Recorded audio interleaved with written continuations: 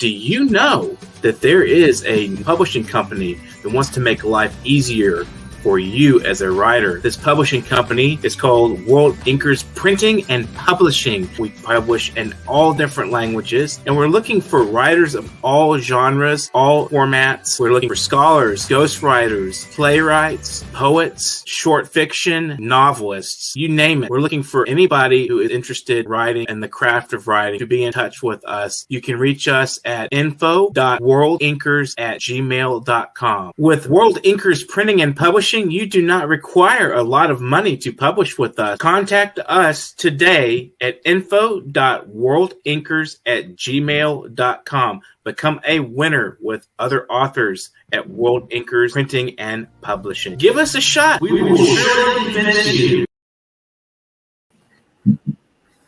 Hi, welcome to the Foreign Policy Review brought to you by Parrot TV, and I'm Dustin Pickering, your host. We have co-host CARLO PARCELLI and guest today, Billy Bob. You are familiar with him, I'm sure, if you've been watching the show. And today's wonderful topic is Ukraine from the lens of a class struggle. So let's get started with the discussion. So what is the lens of the class struggle? Let's get a framework here and start with Billy Bob's perspective. Oh, thank you so much, Dustin. Where to begin is a good question. I like to go back to Marx's time when Marx was alive. Feudalism had been pretty much overcome by the capitalist revolution, and Marx was observing how capitalism operates, and he noticed that capitalism tends to divide society into two classes. You have the ownership class that owns the factories and profits from the labor of others, and then you have the working class that has to sell their labor in order to survive. So these two classes, they have different political and economic interests, and often their interests are in opposition to each other. What's good for the capitalists is bad for workers. What's good for workers is bad for capitalists. So this is the primary fundamental paradigm which informs reality and society, and it influences to such a great extent, our politics, our world, the media. I mean, it really is the fundamental thing that influences, our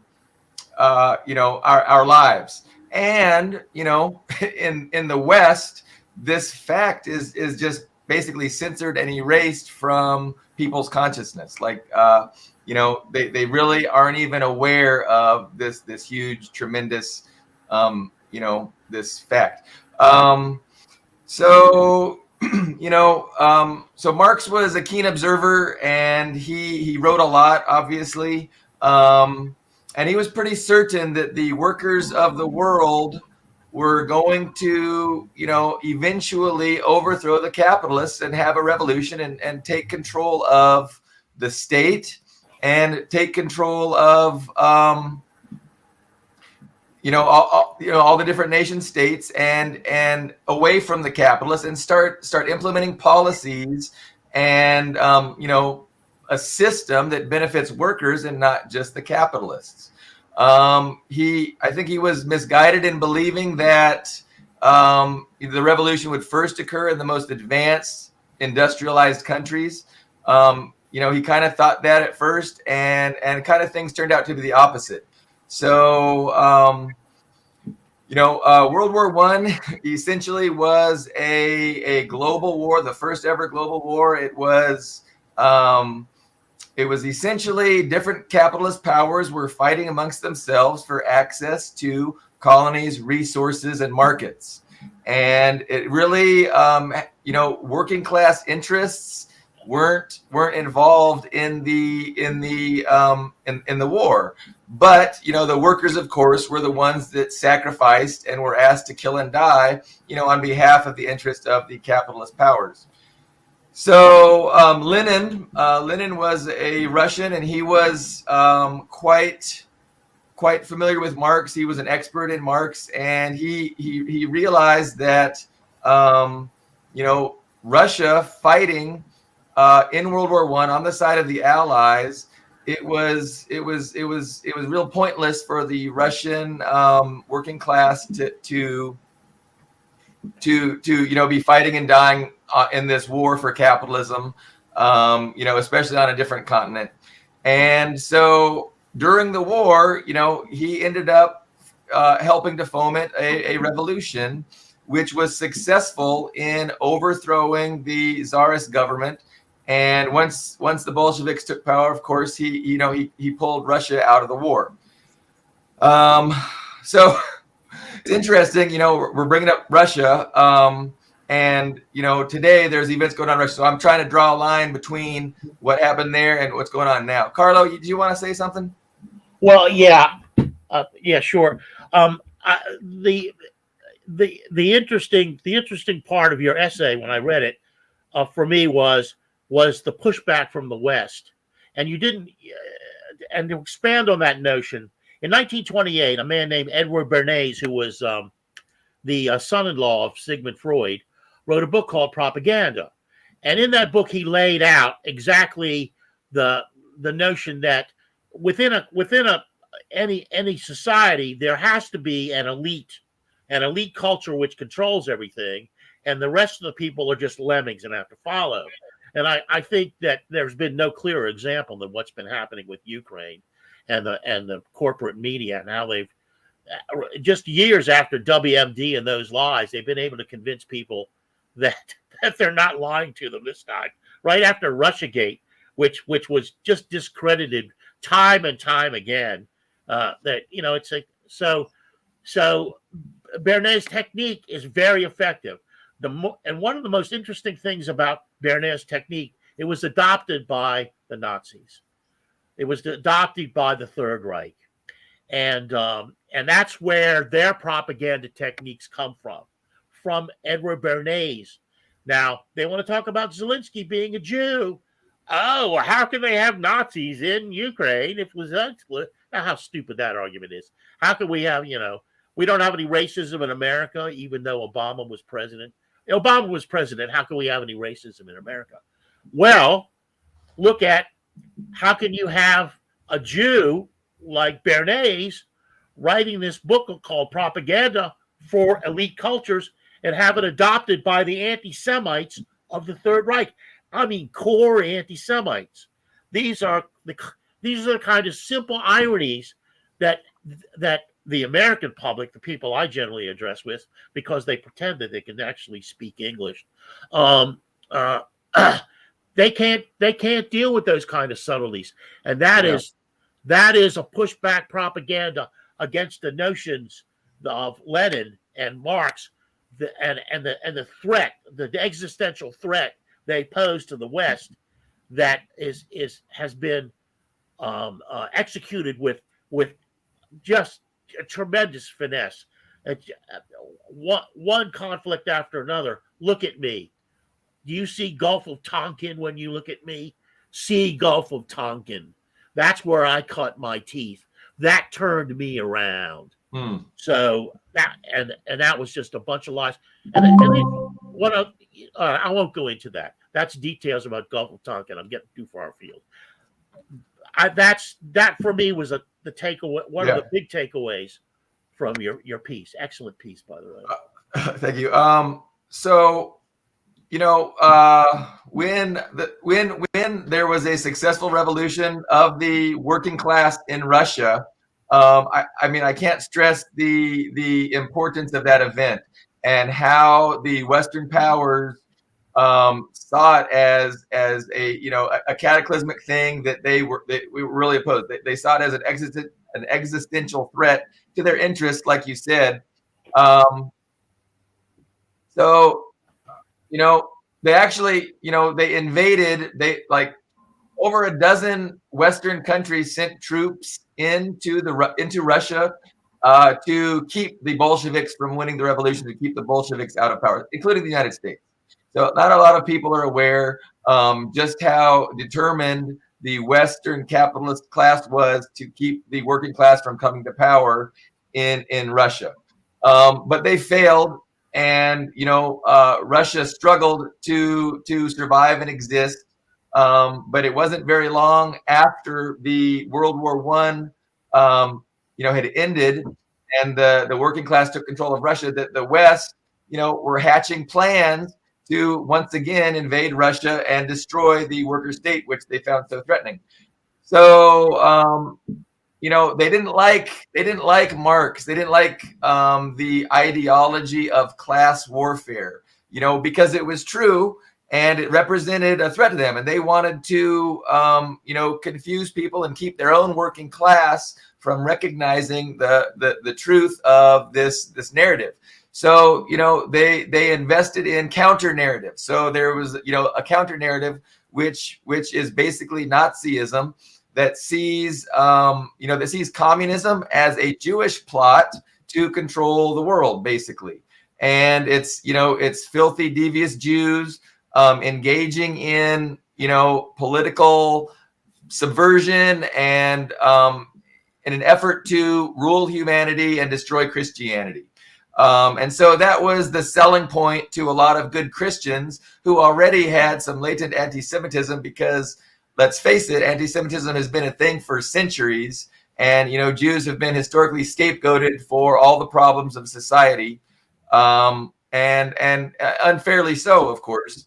But so Nazism had fertile ground, and when they pumped money into it, when they supported it, when they gave them good press, it really it worked, and Nazis became a powerful force in the 30s.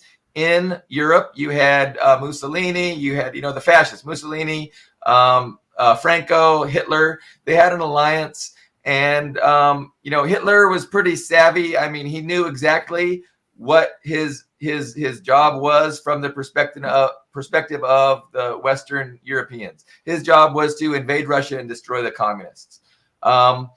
But he had other plans. He had bigger plans, and he ultimately didn't do exactly as he was told. He kind of invaded the West first. He wanted to pacify his southern flank or his western flank before he invaded East. And he wanted to make sure that once he took out Russia, he wouldn't be counterattacked by the West and backstabbed, etc., betrayed. So unfortunately for him, once he went west, it forced the Western capitalist powers to declare war against him.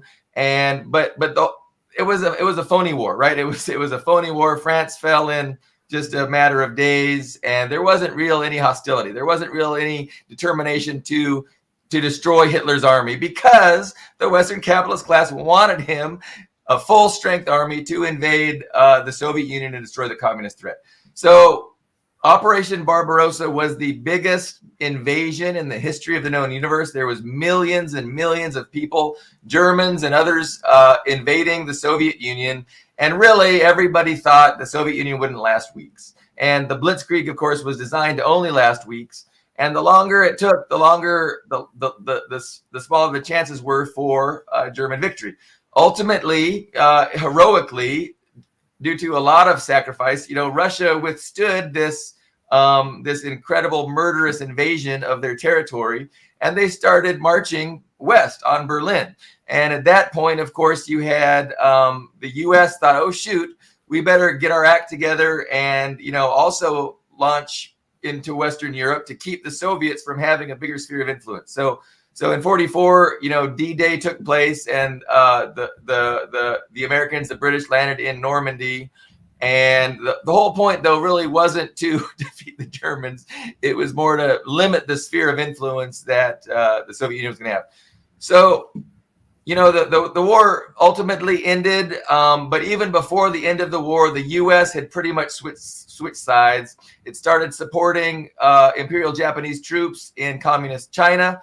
It started, China wasn't communist at that point, but they started supporting the imperialist Japanese against the communists in China. They supported the Nazis in Greece against the communists. And they basically, switched sides even before the war was over. Because, and the whole thing, the context, again, is that, the main impetus behind that war was to get Hitler to defeat the Soviet threat, the threat of the workers' state. And so once that didn't, bear fruit for the West, of course, they went back to their Cold War mentality. And the Cold War essentially was just a protracted struggle against, the working class all around the world, and especially the developing countries that wanted, they wanted something more than the, domination exploitation that was offered by the Western capitalist class.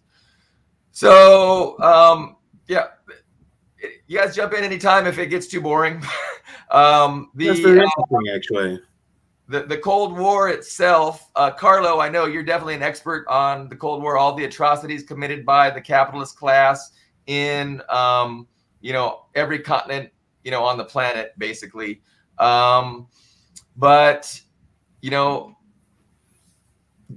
Indonesia was one of the worst cases of excess where, like you said earlier in the show, 1 million communists basically were genocided, not communists, 1 million leftists, academics, trade unionists, 1 million people were murdered because they were thought to be a threat to, Western capitalist class interests. And so, the CIA would document kill lists, and these death squads would just indiscriminately wholesale murder people because they were on the left. It was a total genocide of leftist thinking people. But ultimately, the Cold War ended in 1989. You had the Soviet Union dismantled.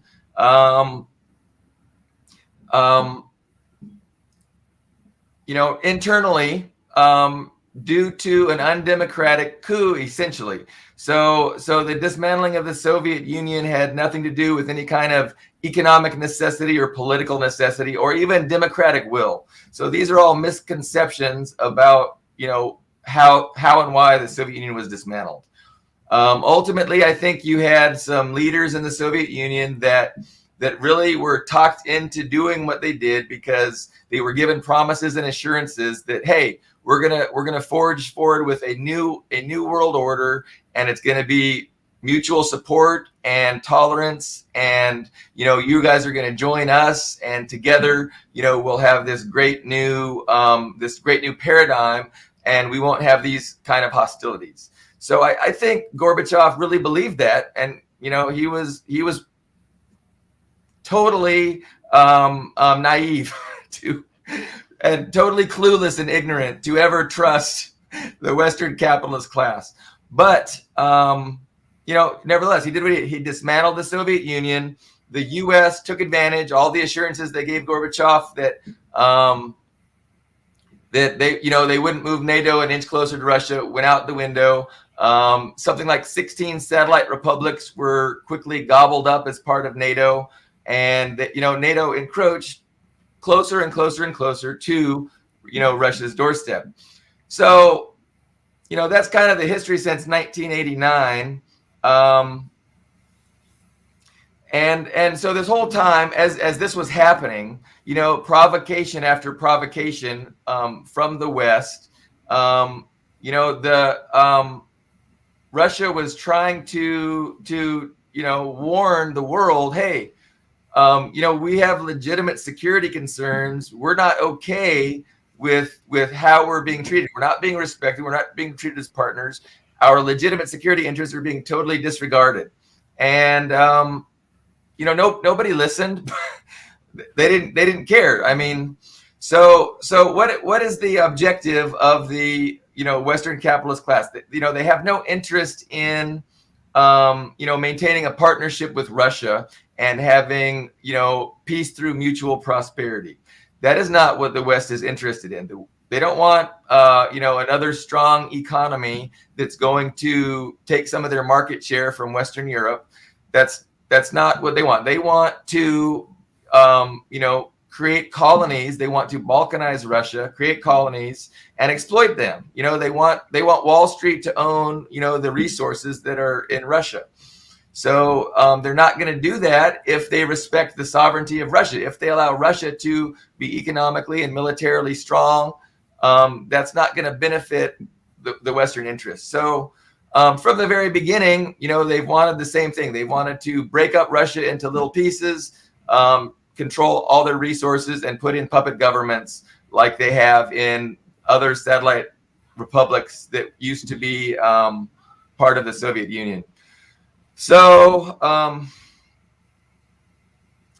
want to mention a little bit about Gorbachev. Well, Yeltsin. So how Putin came to power. It's kind of interesting to understand how Putin came to power. He was in the government under Yeltsin. So Yeltsin was Gorbachev's successor. Yeltsin, I believe he legitimately won the first election, and he totally had the Western backing. But the second election, when he went for re-election, the people saw that the free market economic policies that were being embraced by the Russian government were a disaster. It was a calamity for the Russian working class. So these free market austerity economic policies that were being pushed on Russia and Russia was embracing were a total disaster. You know, quality of life plummeted, life expectancy plummeted, suicide, drug abuse, prostitution skyrocketed. It was just a real disaster.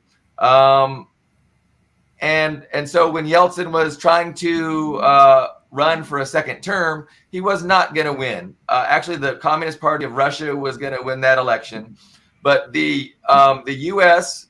Went into Russia and they were rigging the election. So they were using the same dirty tricks they used in all around the world to rig elections.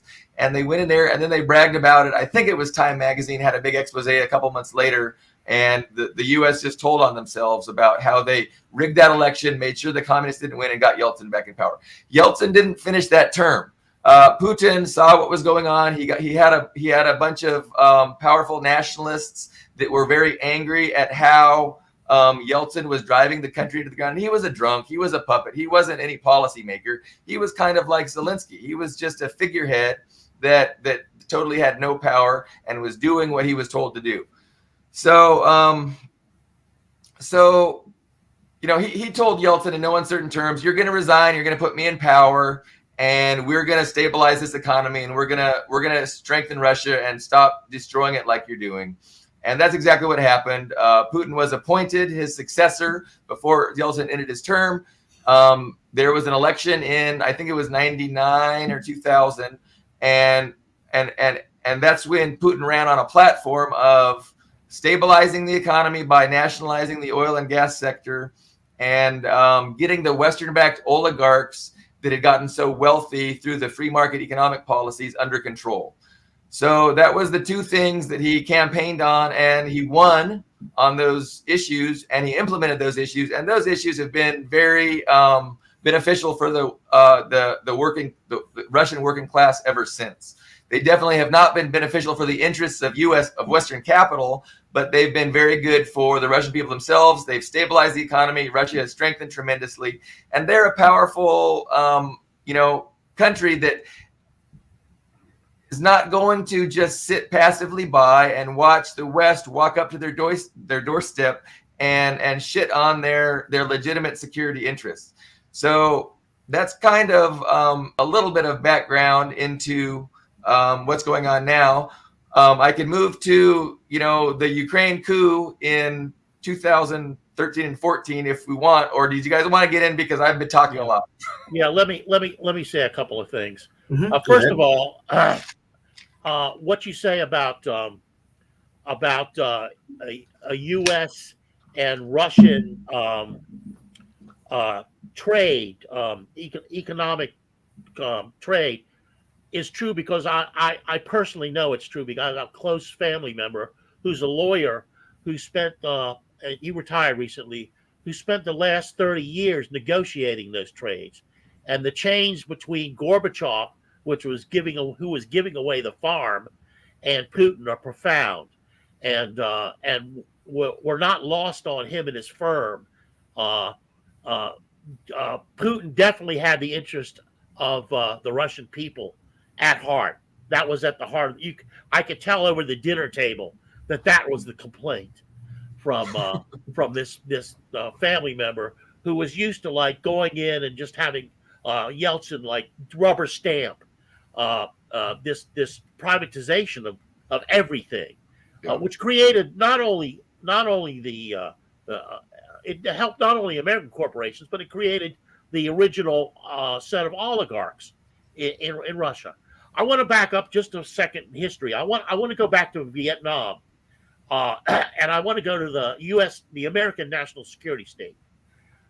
During World War II, when the Japanese were defeated in Vietnam, the British and the Americans armed the Japanese to keep the Vietnamese people from staging a national independence movement. They armed their enemy, fascists, right after the war. There's never been a fascist government that the United States doesn't love. And that's the first lesson you have to learn about the U.S. national security state. For example, the CIA, the NSA, DOD intelligence, the ONI, and the other 11 branches of heinous, bloodthirsty animals that are out there. Okay? Also, I'd like to mention Italy after World War II. There has not been a legitimate election in Italy since World War II, or even before World War II, prior to Mussolini, but after World War II, because of U.S. interference. You want to talk about meddling?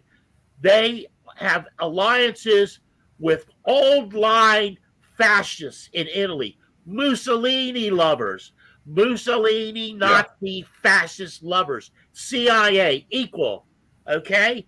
And they have prevented any election from going forward.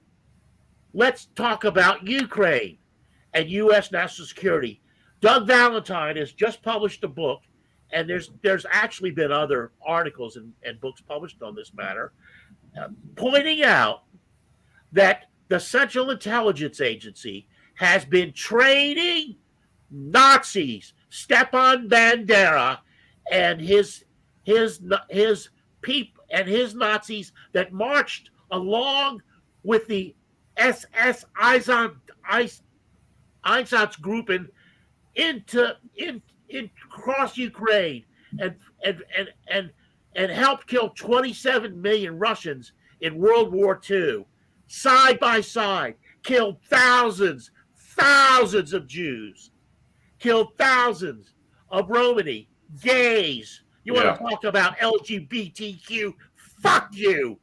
The fucking Nazis in Ukraine killed thousands. So, the CIA has been involved in their training and their financing for 70 years. Practically my entire lifetime, the Central Intelligence Agency has been ass-fressing Nazis.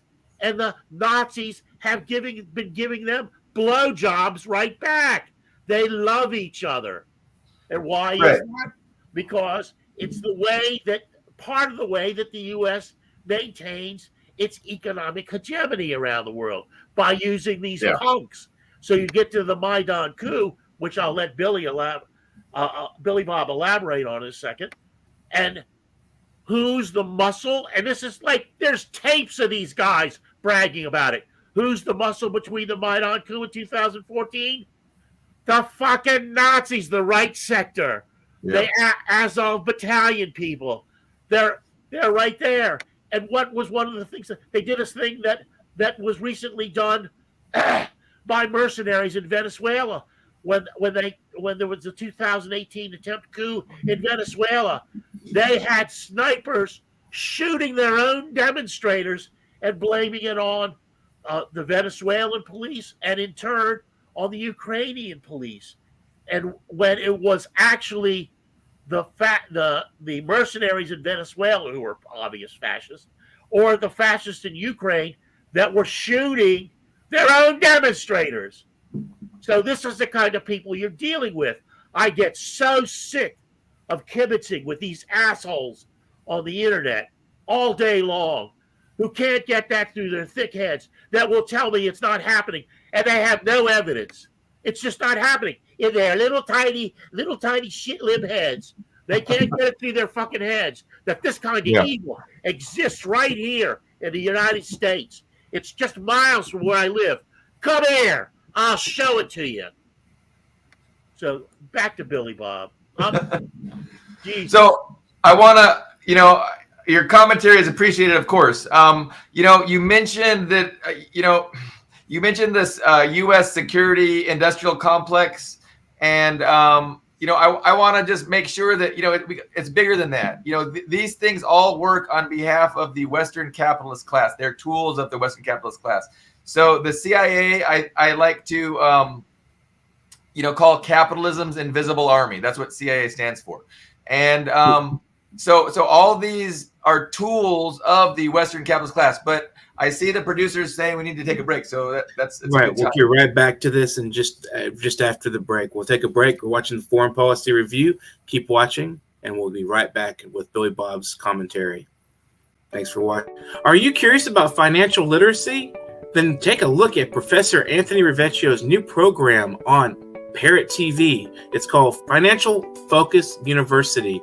This is an excellent program to learn about questions related to your own finances post-COVID, and how you can manage your money, how you can work with your tax situation. And this is an excellent and informative discussion of financial literacy. With Professor Anthony Rivecchio, your financial problems will be solved at Parrot TV with Financial Focus University. Welcome back to the Foreign Policy Review. I'm Dustin Pickering. Today we have Billy Bob on the show and our co-host Carlo Parcelli. So Billy Bob is telling us a little bit about how this Ukrainian crisis applies to the class struggle, and we got some history at the beginning of the show. So let's go back to Billy Bob and see what he has to say that he was opening up before the break. Yeah. So I was just bringing everything back to the class struggle and how the Western capitalist class utilizes these agencies and these bureaucracies to further their interests. So I think in Ukraine, we had the West wanting to destroy the Russian state. My battery on my laptop is telling me it's dying. It's distracting me. So I'm hoping I don't completely drop out. You know what? Let me go plug it in. If you guys can take the show for 1 sec, I'll be right back. Give me 2 minutes. We'll let Carlo talk a little bit about his perspective on Ukraine and his struggles with informing people out there and online with this issue going on, with the his perspective on the crisis going on between Russia and Ukraine. So what's going on with you, Carlo? Well, I think history's informative. There's one thing I had in mind that I didn't mention about Vietnam and about Ho Chi Minh. As I see this explosion here, Ho Chi Minh in 1919 attended the Versailles Treaty Conference after World War I, and Wilson had promised him that he would back independence for Vietnam, to separate it from the French colonial power.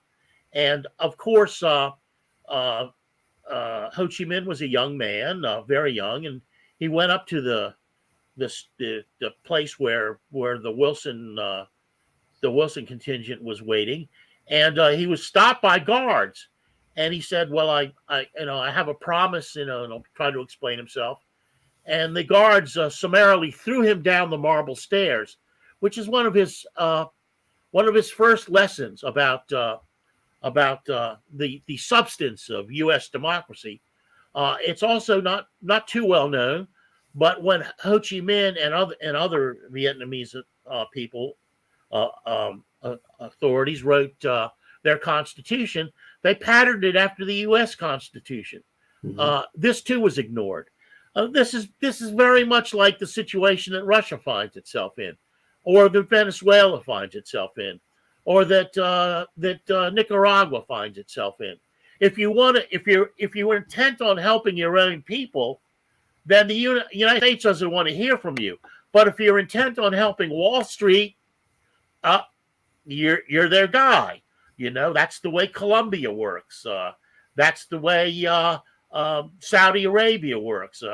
That's the way any number of countries that have favorable trade and military status with the United States operate.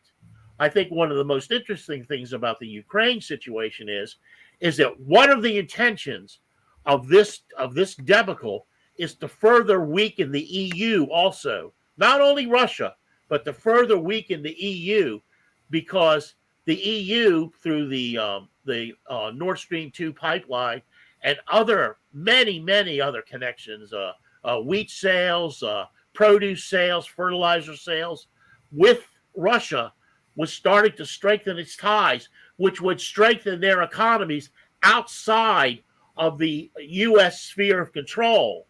So one of the other intentions of this putsch by the United States is to weaken weaken Europe as well as Russia, and obviously you can see the negative effect it's having on Europe already. So that's another facet of this U.S. plan. This part of the context of what's going on the ground in Ukraine right now. And so Billy Bob is back, and maybe you'd like to elaborate. Yeah, from the perspective of class struggle, you have the capitalist class in Western Europe and you have the capitalist class in the U.S. and they're allies with each other. So you have a working class in Western Europe that is seen as kind of the enemy. Their interests are the enemy of the capitalist class. So the working class interests in Western Europe would be to have great relations with Russia, to get cheap energy from Russia, to get cheap wheat from Russia. But this is not good for the Western capitalist class because, it's going to create a dependency between Western Europe and Russia. There'll be an economic closeness, which is going to cause the U.S. to lose out and become a weaker economic power. So the U.S. is intent on, furthering a strategy of driving a wedge between Western European and Russian relations. And obviously, with the events of the past couple of weeks, I mean, that wedge has been driven pretty deep, it seems, at the moment. But it's not in the interest of the European working class to have bad relations with Russia. I mean, it's not in their interest to give so much money so much of their money into building defensive capabilities or offensive capabilities and military. Like, there's much better use for that money. But again, with all things, there's two different approaches. What's in the interest of the capitalist class to invest in weapons and arms to, defend from non-existent threats is totally different from what's in the interest of the working class to develop social programs and just bring prosperity.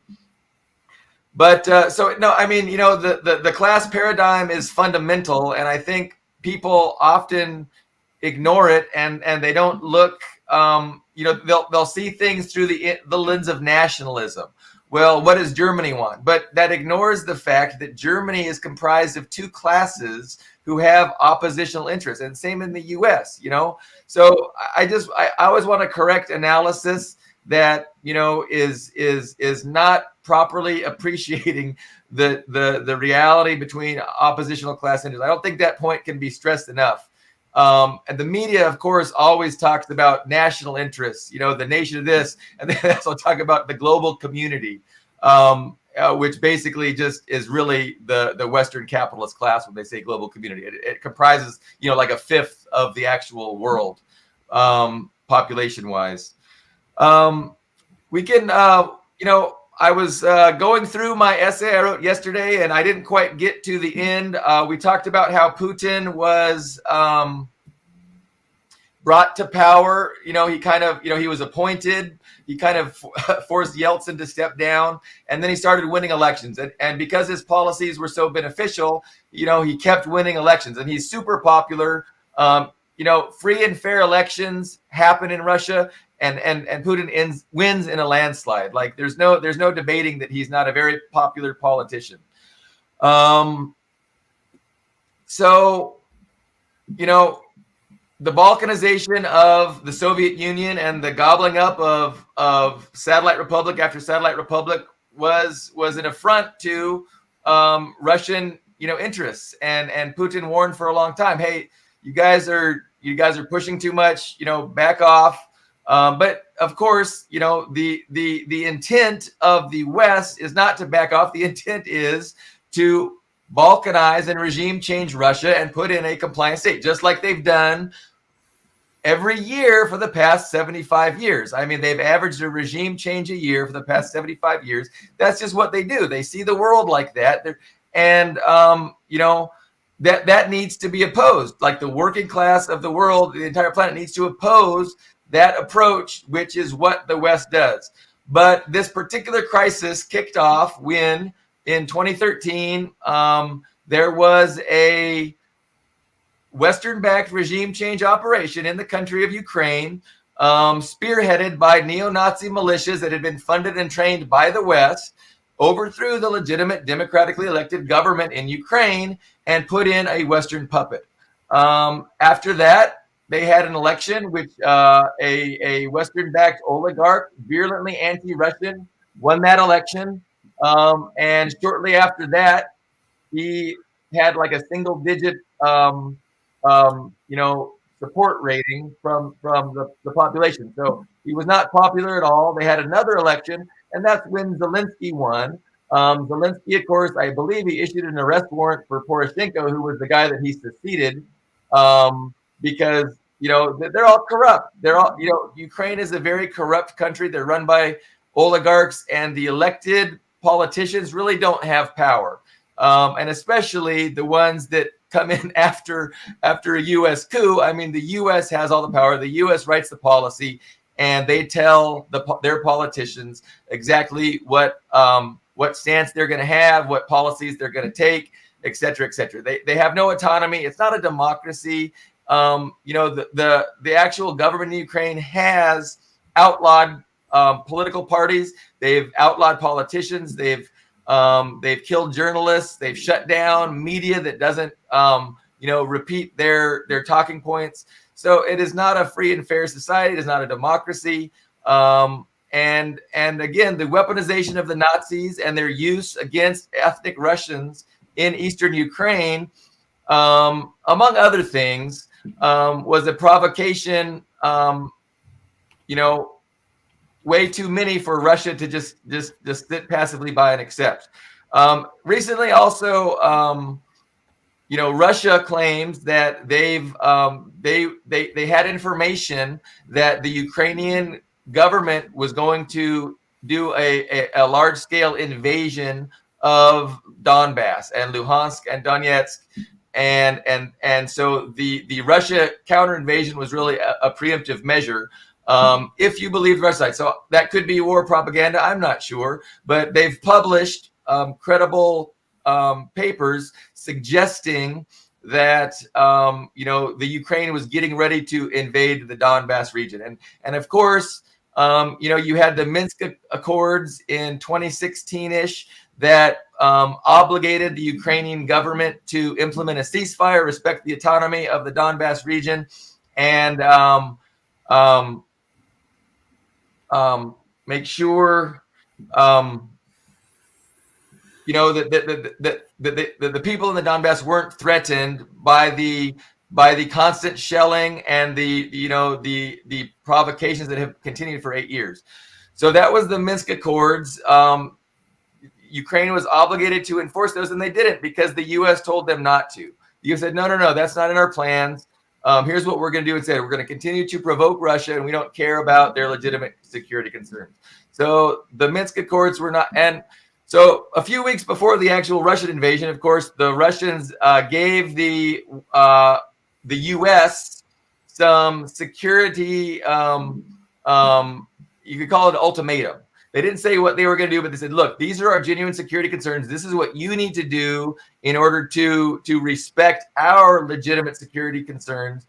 And if you don't do this, we're going to take action. And also, we want you to respond in writing to what we just delivered you. So they delivered in writing some security demands, and they got a response in writing back from the U.S., essentially saying you can go fuck yourself. Like, we don't give a fuck about your security interests. And that was what precipitated the current ongoing military intervention that we see in Ukraine. So again, I mean, we talked about last show about how the media just does such a disservice, and it's just 99.9999% pro-Ukrainian war propaganda. It's really useless, and I'm afraid it does a lot to confuse and brainwash people that don't know any better and just passively absorb those lies. But you have anything to add to that, Carlo? Yeah. A couple of things. First of all, those Minsk Accords, the United States signed on to them originally, along with France and Germany. They signed the agreement, and then they reneged on it because agreements mean nothing to them. Exactly. The other thing about oligarchs, and I had to look this up because the guy's name. Anyway, so what do I get? I get like how anti-oligarch Zelensky is. Well, Zelensky is the puppet of a Ukrainian oligarch named Igor Kolomolsky. And he's so corrupt that even the Ukrainian government has indicted him. And he's had to flee the country. The catch is both he and Zelensky are Jewish, but Kolomolsky was one of the major funders of the anti-Semite Nazi Azov battalion. So these are like little facts. The other thing I want to talk about briefly, because I could go for days with this, is the effectiveness of U.S. propaganda, of corporate propaganda on the American public. I mean, what a job they've Billy Bob, you can talk all you want about the difference between the classes, but here you have a situation where gasoline is at the highest price it's ever been at, and people are going, well, it's a little sacrifice to make for Ukraine. Why don't you fucking make Raytheon and Lockheed put in some money and make a little sacrifice? They made $59 billion this month in profit, sending arms all around the world. They're not only sending arms to Ukraine, they just sent a bunch of arms to Poland and everywhere else, God knows where, probably more to Saudi Arabia. But the other thing is the U.S. oil interests, oil companies and refineries and such, they're gouging again. They did it back in the fucking Nixon years when there was the OPEC embargo, and they're doing it now, and they've done it ever since, because that's where these huge profits come from. That's where all this money flows into Wall Street. But the U.S. population is so brainwashed. They're such a sad little group of people. They're such a just pathetic that they can't even see when their own interests are being undermined. They can't have health care. They can't have infrastructure. They can't do anything about global climate change. But they have all this fucking money to plug into a military that's so fat. Every fucking commercial you see on CNN is Raytheon or Lockheed. You know, I think the propaganda part for the U.S. Fortunately, like we talked about earlier, nobody gives a rat's rectum about what the U.S. people think. They can, as they go on with this sorry kind of, bleeding heart bullshit about Ukraine, it just reassures the murderers here in Washington, the stone cold child killers here in Washington, that they've got the American public by the cojones. They got them by the figs. and they don't have to worry about that little group of little whimpering shitheads at all. Yeah. So that's that.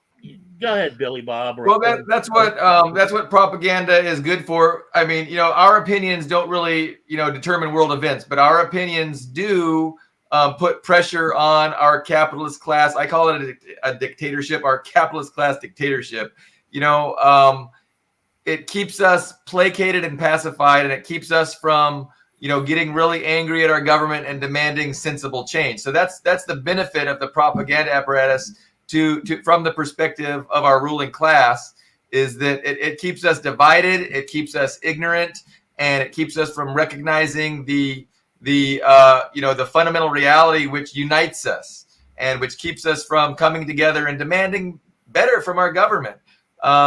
So it's impressive. They do good work as far as propaganda goes. And Bernays exactly right. Like Bernays, a lot of his theories and his approach towards propaganda was totally embraced. So there's two things that Bernays said. So one was called constant interpretation.